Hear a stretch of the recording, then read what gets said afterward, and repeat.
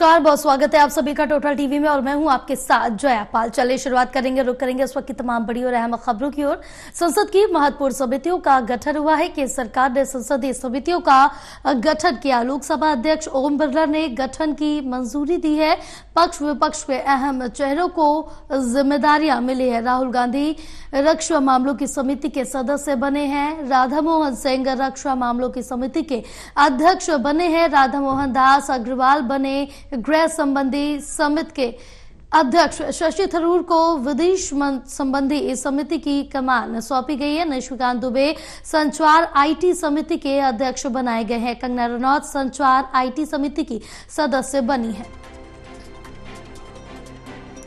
तो बड़ी जानकारी आप तक पहुंचा रहे हैं, जहां आपको बताते चले कि संसद की महत्वपूर्ण समितियों का गठन किया गया है, जहां अलग अलग जिम्मेदारियां सौंपी गई है। केंद्र सरकार ने संसदीय समितियों का ये गठन किया है। बहरहाल लोकसभा अध्यक्ष ओम बिरला ने गठन की मंजूरी दी।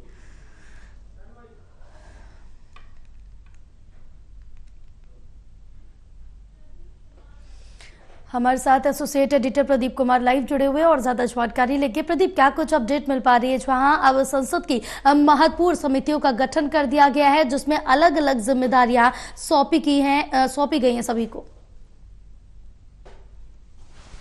देखिए, बिल्कुल महत्वपूर्ण संसदीय कमेटियों का गठन हुआ है। 24 संसदीय कमेटियों का गठन किया गया है। इसमें 11 बीजेपी जो सांसद हैं उनकी अध्यक्षता में कमेटी बनाई गई है। इसके अलावा 4 कांग्रेस के जो सांसद हैं उनकी अध्यक्षता में कमेटी बनाई गई है। कई महत्वपूर्ण कमेटियों का गठन इसमें हुआ है। तो संसद की महत्वपूर्ण समितियों का गठन और इसमें पक्ष और विपक्ष के अहम नेताओं को, चेहरों को जिम्मेदारी मिली है। लोकसभा में नेता विपक्ष राहुल गांधी रक्षा मामलों की समिति के सदस्य बनाए गए हैं। बीजेपी सांसद राधा मोहन सिंह रक्षा मामलों की समिति के अध्यक्ष हैं। इसके अलावा बीजेपी नेता राधा मोहन दास अग्रवाल गृह मामलों की संसदीय समिति की अध्यक्षता करेंगे। जबकि विदेश मामलों की जो संसदीय समिति है उसकी बागडोर रहेगी कांग्रेस नेता, वरिष्ठ नेता शशि थरूर के हाथों में, जो कि विदेश मामलों के काफी बड़े विशेषज्ञ भी माने जाते हैं। तो ये कमेटी उनकी अगुवाई में काम करेगी। चर्चित बीजेपी सांसद निशिकांत दुबे जो समय समय पर कांग्रेस की मुश्किलें बढ़ाते रहे हैं संसद के अंदर और बाहर अपने बयानों के जरिए, वो संचार और आईटी समिति के अध्यक्ष बनाए गए हैं। कंगना रनौत भी इसी समिति की सदस्य बनाई गई हैं। तो कई महत्वपूर्ण नेताओं को जिम्मेदारी मिली है। अलग जो दल है उनके जो नेता है वो भी संसदीय कमेटियों के अध्यक्ष बने हैं।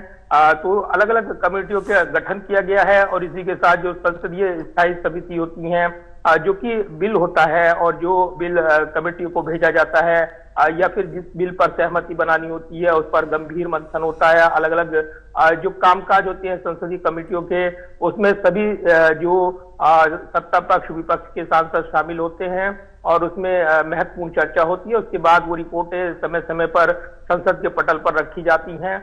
तो कई महत्वपूर्ण कामकाज ये समितियां करती हैं। अलग अलग मंत्रालयों से जुड़ी हुई उनका अध्ययन करती हैं और उसमें महत्वपूर्ण सुझाव देती हैं। कानून को लेकर जो बिल होता है उसके मसौदे पर भी चर्चा होती है, ड्राफ्ट पर चर्चा होती है। और निश्चित तौर पर ये काफी महत्वपूर्ण रहता है कि अगर बदलाव की गुंजाइश होती है तो संसदीय समिति में उस पर गंभीर मंथन किया जाता है।